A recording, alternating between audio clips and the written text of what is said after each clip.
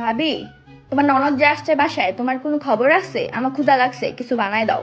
পারতাম না, ফ্রিজে খাবার আছে, ওগুলা গরম করে খায় আনো। দাঁড়াও, এখনই বাইরে কল দিতেছি, দাঁড়াও। না, দাঁড়াও দাঁড়াও দাঁড়াও।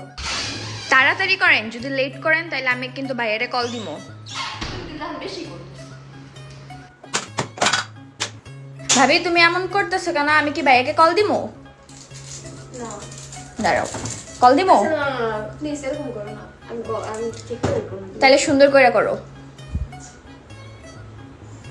আপনারা দেখতেই পাচ্ছেন আজকে আমার ননদ এত এত জ্বালাচ্ছে, তাই আজকে আমি খুব দ্রুত রান্না বান্না করে সবকিছুকে পরিপাটি করে নিয়েছি। আজকে আমি কুমড়া দিয়ে আমার পছন্দের একটা রেসিপি বানাবো, তবে আমিও কিন্তু কম চালাক না, বুদ্ধি করে আমি কিন্তু আজকে আমার ননদকেও কাজে লাগিয়ে নিয়েছি। এখন চালাকিটা কি করেছে সেটা আপনারা শুনলেও অবাক হবেন। আমার ননদ কিন্তু স্কিন কেয়ার অনেক অনেক পছন্দ করে, তাই আজকে আমি আমার ননদকে বলছি যদি সে আমার কাজে হেল্প করে তাহলে আমার স্কিন কেয়ার প্রোডাক্ট গুলো তাকে গিফট করে দিব।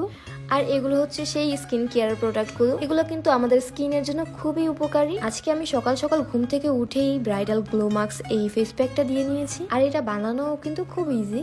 যাদের স্কিনটা রোদের কারণে কালো হয়ে গিয়েছে অথবা কালচে ভাব আছে, তারা কিন্তু এই ফেস প্যাকটা ইউজ করে দেখতে পারো। এটা কিন্তু মুখের কালো ভাবটা দূর করতে অনেক অনেক হেল্প করে থাকে। এখানে আমি ফুল ফেসে এটা অ্যাপ্লাই করে 15 মিনিটের মতো রেখে দিব। আর এটা হচ্ছে আমার স্কিনটা ওয়াশ করার পরের রেজাল্ট। আমার স্কিনটা কিন্তু আগে থেকে অনেকটাই ফর্সা এবং সফট হয়েছে, হয়তো বা ক্যামেরাতে খুব একটা ক্লিয়ারলি বোঝা যাচ্ছে না। এরপর আমি ইউজ করে নিয়েছি এই পেডিকিউর প্যাক। এখানে আমি জাস্ট প্যাকের সাথে পানি অ্যাড করে নিয়েছিলাম, তবে বেস্ট রেজাল্টের জন্য আমি বলবো এটার সাথে আপনারা চাইলে কাঁচা দুধও অ্যাড করে নিতে পারেন। এই পেডিকিউর প্যাকের মূল কাজ হচ্ছে পায়ের কালচে ভাবটাকে দূর করা। নর্মালি আমাদের সবারই কিন্তু মুখ ফর্সা হয়, কিন্তু পাটা একটু কালো হয়ে থাকে, আর এটা কিন্তু হাত এবং পা দুটোতে ইউজ করতে পারবে। তো এই তো আমার পায়ে ফুললি অ্যাপ্লাই করা ডান। এখন জাস্ট 15 থেকে 20 মিনিটের মতো ওয়েট করব, এরপর এটাকে পানি দিয়ে ধুয়ে নিব। আর এটা হচ্ছে আমার পা ধোয়ার পরের রেজাল্ট। আমার পা কিন্তু বাস্তবে আসলেই আগে থেকে ব্রাইট হয়েছে, বাট ক্যামেরাতে কেন জানি খুব একটা বোঝা যাচ্ছে না। যাই হোক, এই নিখাতের প্রোডাক্ট কিন্তু অলওয়েজ আমার কাছে অনেক অনেক বেস্ট মনে হয়। এছাড়াও কিন্তু এখান থেকে আমি ডেটক্স ক্লিন মাস্কটাও অর্ডার করেছিলাম, আর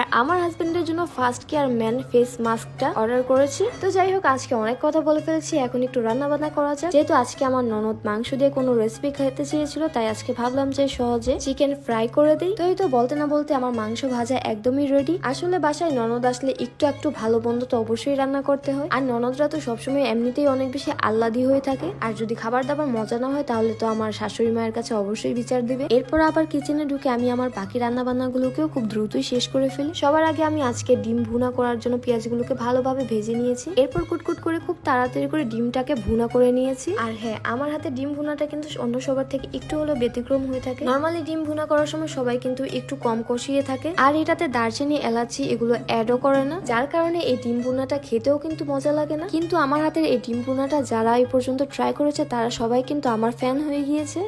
তো যাই হোক, আজকে অনেক কথা বলে ফেলেছি, এখন দ্রুতই রান্না বান্না করে ফেলি। আর এই হচ্ছে আমার আজকের রান্না বান্না। এখানে কিন্তু শুটকির ভর্তাও ছিল। আজ এই পর্যন্ত, সবাই ভালো থাকবেন, সুস্থ থাকবেন, আর আমাদের জন্য বেশি বেশি দোয়া করবেন। আল্লাহ হাফিজ।